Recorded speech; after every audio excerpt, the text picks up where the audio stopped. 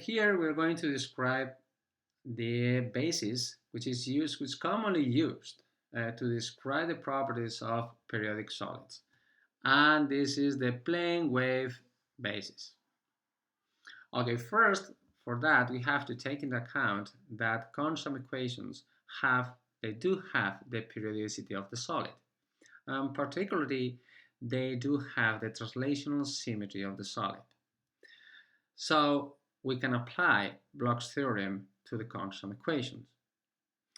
So for solids, the Bloch's theorem prescribes that the wave functions must be composed of a phase factor, this is the phase factor, times a periodic part. That will be the periodic part. And the periodic part means that it satisfies this relation here, where this capital R vector is a Bravais lattice vector corresponding to the periodic solid. So these are a typical form of Bloch states, and actually it means that quantum equations can be written therefore in this way. So the quantum numbers we can use in order to specify identify the quantum equations are going to be these two quantum numbers. Then n will correspond to the band index, and this k vector is a wave vector in the Brillouin zone. Okay. Now this u function is a periodic part function. If we are doing the Fourier transform of this periodic part, if we are doing the Fourier transform, we can easily see that the only contributions surviving in this Fourier transform will be those associated to the reciprocal lattice vectors. We can call them with these capital J vectors. So that basically means that the Fourier transform of this periodic part of the constant wave functions can be written therefore in this way here. So here we have a summation of a different vectors in the reciprocal lattice. Of course, we do have infinite of them. That will be the coefficients we have in this Fourier transform, and this is the plane waves that we have in this Fourier transform.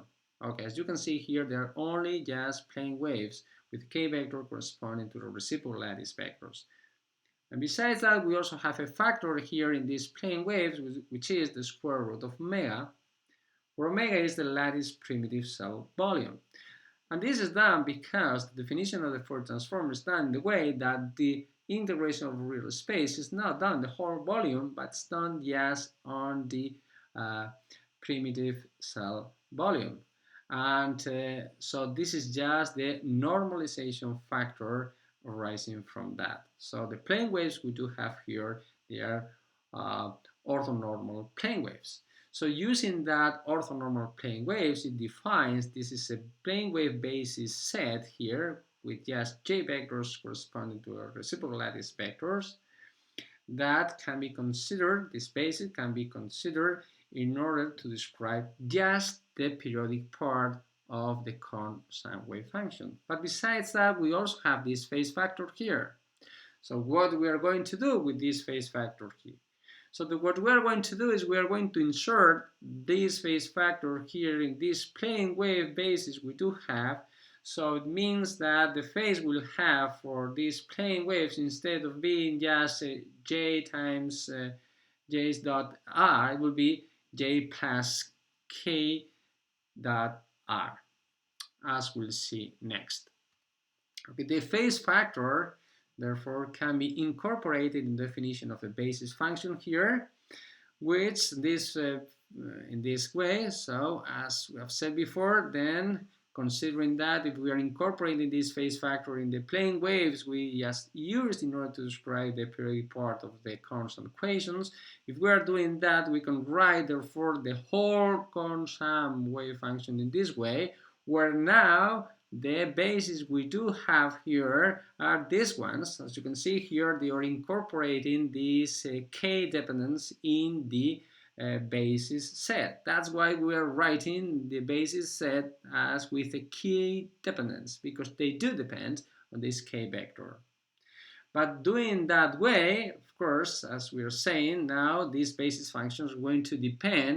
They are going to depend on the particular point in the Boolean zone, because this is a k vector belonging to the Boolean zone. But doing that, you can see that we have the usual form of a basis set expansion. Now, the constant equations are writing considering that basis set in the usual way, where these coefficients here will be the coefficients of considering that basis of the expansion on the constant equations. And of course, that coefficients here of this expansion, of course, will be related with the kind of constant equation, constant wave function we do have. And in order to see the relation between these coefficients here in the expansion, the constant wave function, that's very easy to do. In order to see how can we calculate these coefficients here as a function of the constant wave function, basically what we have to do is we can multiply with this function here, which is the complex conjugate of this element here in the basis, and we do the integration of the real space, but again the integration is done just considering the primitive on the primitive volume. So doing that, and we just substitute this with the elements with this plane wave corresponding to this element in the basis, we do have that. So that's basically the relation between this element here in the expansion and the constant wave function we want to expand in this basis set.